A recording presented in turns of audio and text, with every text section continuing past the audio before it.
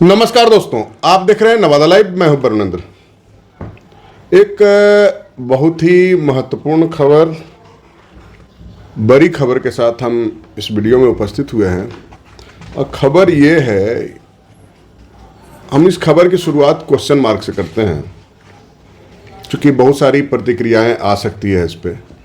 और जो खबर का मूल तथ्य होगा और उसमें जो कुछ भी बिंदु सामने आएंगे उसको बहुत कुछ डिकोड करने की स्थिति में हम तो व्यक्तिगत रूप से नहीं हैं, कारण कि कानूनी दांवपेच बहुत ज़्यादा उस खबर में है। मतलब जब बात आगे बढ़ी है तो उसमें बहुत सारी कानूनी अड़चनें आएगी। तो खबर क्या है ये हम आपको सस्पेंस खत्म करते हैं और हम आपको बताते हैं। खबर क्वेश्चन मार्क में हम आपको बताया था, क्वेश्चन मार्क से शुरू होता है कि क्या बार्सलीगंज विधानसभा से निर्वाचित विधायक राष्ट्रीय जनता दल की अनीता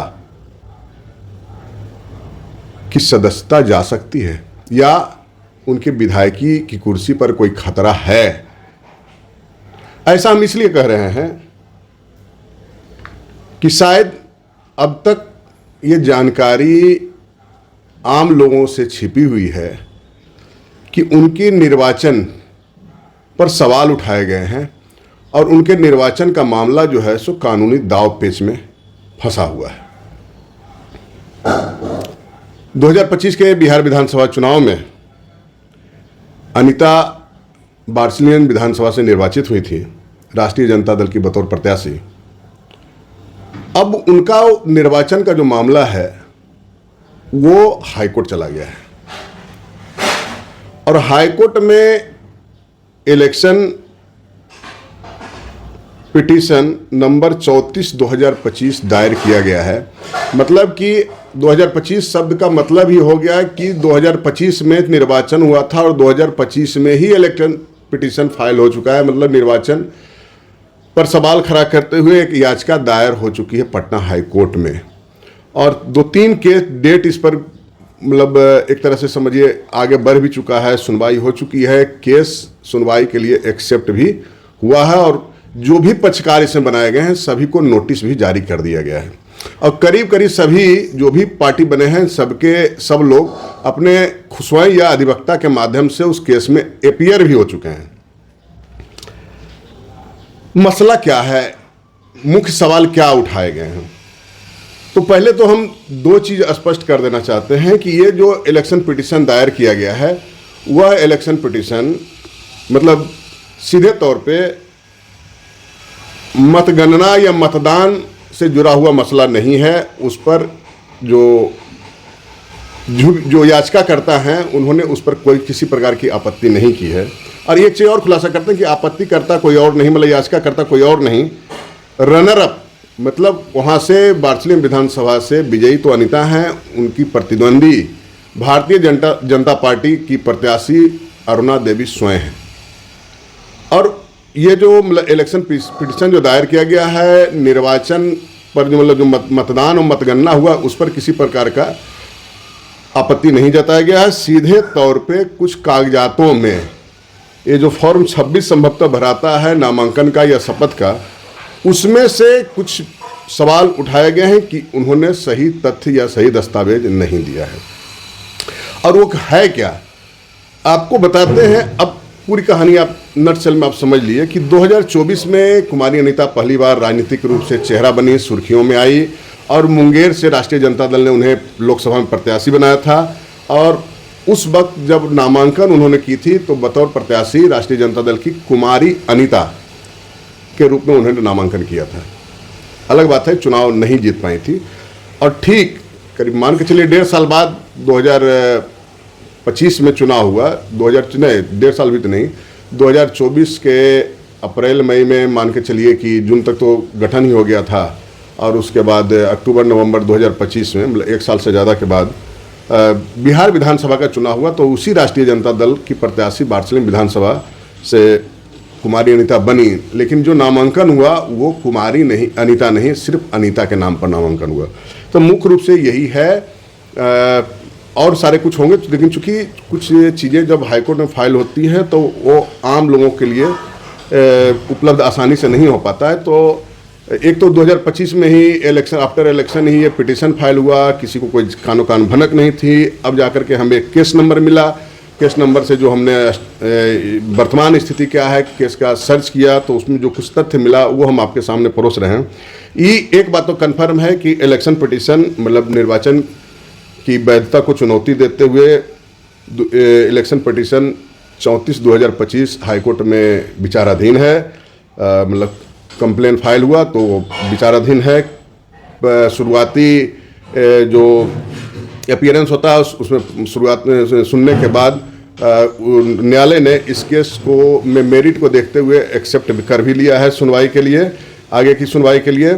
और जो इतने पक्ष थे इसमें पक्षकार कौन है, सबसे पहले तो अनीता हैं जो निर्वाचित विधायक हैं वहाँ की, और दूसरे हैं आपको ये भारत निर्वाचन आयोग को भी इसमें पक्षकार बनाया गया है, और एक हैं आपको जो निर्वाची पदाधिकारी बार्सिलियन के हैं गौरव शंकर DCLR नवादा, उनको भी पार्टी बनाया गया है। तो करीब करीब सारे अपने अधिवक्ता के माध्यम से उपस्थित हो गए हैं। कुछ समय लगा, 1-2 डेट पर अनीता या उनके पद से कोई अधिवक्ता उपस्थित नहीं हुए थे, तो खैर नोटिस वगैरह तामीला कराने के बाद ये हो चुका है। उनके भी संभवतः वकील अपीयर हो चुके हैं। और इसमें मसला क्या है वो बता देते हैं कि फर्क क्या है 2024 का नामांकन और 2025 के नामांकन में। 2024 का जो नामांकन कुमारी अनीता का हुआ था उसमें इन्होंने जो एड्रेस दिया था अपना, कुमारी अनीता अब ये मतलब सन, डॉटर, हस्बैंड के नेम में हरि प्रसाद मेहता दर्ज था, संभवतः पिता हैं। इनका एड्रेस उस वक्त था जब लोकसभा का चुनाव लड़ रही थी 169 संगम बिहार सिनेमा, RK पुरम, सेक्टर 7, साउथ वेस्ट दिल्ली 110022, ये पिन कोड हो गया। और ये निर्वाचक उसमें मतलब उसमें चूँकि दिल्ली के निवासी थी तो दिल्ली का जो एड्रेस दिया गया था इनका मतलब किस विधानसभा या किस लोकसभा के अंतर्गत उनका नामांकन है, वो ये नाम है, किस विधानसभा के निर्वाचक हैं या किस लोकसभा के निर्वाचक हैं, तो वो उसका उन्होंने जिक्र किया था कि 44 RK पुरम असेंबली कंस्टिट्यूंसी, मतलब कि दिल्ली विधानसभा का जो 44 नंबर विधानसभा है RK पुरम, उसके निर्वाचक ही थी, जो कि न्यू दिल्ली लोकसभा क्षेत्र के अंतर्गत आता है। और वहाँ जो मतदाता ये RK पुरम विधानसभा क्षेत्र है उसमें ये मतदाता जो थी पार्ट नंबर 49 और सीरियल नंबर 520, मतलब कि बूथ संख्या 49, सीरियल क्रमांक 520, विधानसभा 44 RK पुरम, लोकसभा क्षेत्र न्यू दिल्ली 4, इसके ये निर्वाचक उस वक्त थी। इसका जिक्र करते हुए इसी के आधार पर उनका नामांकन फॉर्म भरा था उन्होंने और वो एक्सेप्ट हुआ था। और वही जब 2025 का बिहार विधानसभा चुनाव लड़ती हैं तो इन्होंने एड्रेस अपना दिया, पति अशोक महतो और ग्राम बढ़ौना, थाना पकरी बरामा, जिला नवादा का ये नंदिया। तो इसमें जो एड्रेस था जो पहला दिल्ली वाला, उसमें कुमारी अनीता का जिक्र है। और बार्सिलियन विधानसभा चुनाव जब लड़ी 1 साल के बाद तो इनका एड्रेस बदलकर इनका नाम हो गया कुमारी अनीता से अनीता। अब जो आवेदनकर्ता हैं उनका कहना है कि सही तथ्य को छिपाया गया, कुमारी अनीता अनीता हो गई, अनीता हो गई तो कैसे हो गई, यही सारा बिंदु उठाया गया। मतलब सही तथ्य को नामांकन फॉर्म में छिपाया गया। निर्वाचन मतदाता जो जिन्होंने मताधिकार का प्रयोग किया उस पर कोई आपत्ति इनको नहीं है, लेकिन जो हलफनामा जो दिया गया, शपथ पत्र दिया गया, उसमें सही तथ्य को छिपाया गया। ऐसा क्यों किया गया, ये सारे कुछ आरोप लगाते हुए जो है सो ये याचिका दायर किया गया है, इलेक्शन पिटीशन 34/2025। तो इसमें अब दोनों पक्ष के अधिवक्ता जिन्होंने इस टाइप स्थिति को माना कि हाँ ये एक बड़ा ब्लंडर है, जो या कहिए कि जानबूझ करके ऐसा किया गया, कुमारी अनीता अचानक से अनीता कैसे हो गई, कुमारी क्यों गायब हो गया, और गायब हो गया तो क्या उन्होंने कोई इसका जो प्रक्रिया होता है, नाम अगर उन्होंने चेंज किया तो उसका कोई प्रक्रिया का पालन किया। एक बात और सवाल हम भी समझ रहे हैं इस बात को कि जब वो दिल्ली की निर्वाचक थी या दिल्ली में मतदाता सूची में नाम दर्ज था तो जब वो बार्सिलियन की मतदाता सूची में उनका नाम दर्ज हुआ, मतलब बिहार ट्रांसफ़र हुआ, बार्सिलियन विधानसभा में ट्रांसफ़र हुआ, तो क्या उन्होंने ट्रांसफ़र कराया या एक और नाम यूं ही जुड़वा लिया, यहाँ क्या है नहीं कहा नहीं जा सकता है। वो तो सारा तथ्य जो इनका अपना पक्ष होगा तो इनके अधिवक्ता या अधिवक्ता के माध्यम से या स्वयं अपने हाईकोर्ट में रखेंगे, तो आने वाले दिनों में क्या कुछ होगा हम कह नहीं सकते हैं। मामला हाईकोर्ट में विचाराधीन है। 3-4 डेट गुजर भी गया है। नई जानकारी आ रही है कि अगले 2-4 दिनों में फिर एक तारीख से गुजरना होगा। सभी पक्षों को नोटिस दिया गया, केस एक्सेप्टेड हो ही गया है। तो क्या कुछ आने वाले दिनों में हाईकोर्ट का डिसीजन इस पर होता है। चूँकि हर चुनाव में कुछ न कुछ 2-4 याचिका इस प्रकार का दायर ऑलरेडी हाईकोर्ट वगैरह में होता ही है। तो क्या कुछ सामने आएगा या क्या कुछ प्रगति होती है। चूँकि बड़ा मामला है तो हम प्रयास करें कि जब भी कोई डेट हो या हम रैंडमली इसको चेक करते रहेंगे, और जब कुछ डेवलपमेंट होगा हाईकोर्ट के आदेश में, नए आदेश में, तो हम आपके सामने लेकर आएंगे। फिलहाल इस खबर में इतना ही कि मामला बार्सिलियन विधानसभा का फिर क्वेश्चन मार्क बता रहे हैं कि क्या फंस गया है, क्या अनीता जो विधायक निर्वाचित हुई हैं वो कोई परेशानी में है, या ये सिर्फ एक नाम शुद्धि का ये क्या बोलते हैं, नाम में कुमारी और शब्द जो छूटना है, या अनीता कुमारी अनीता कैसे हुई, कुमारी अनीता अनीता कैसे हो गई।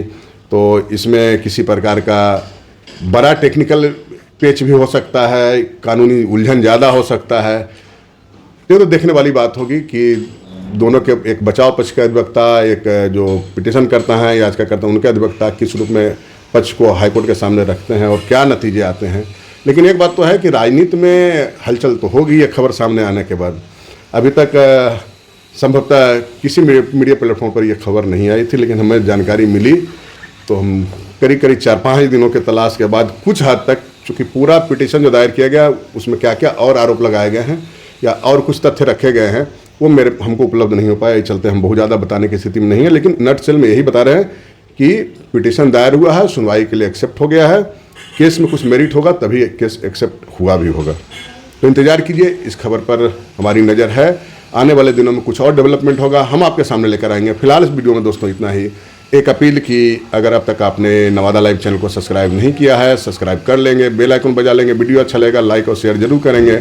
मिलते हैं किसी और वीडियो में, तब तक के लिए नमस्कार।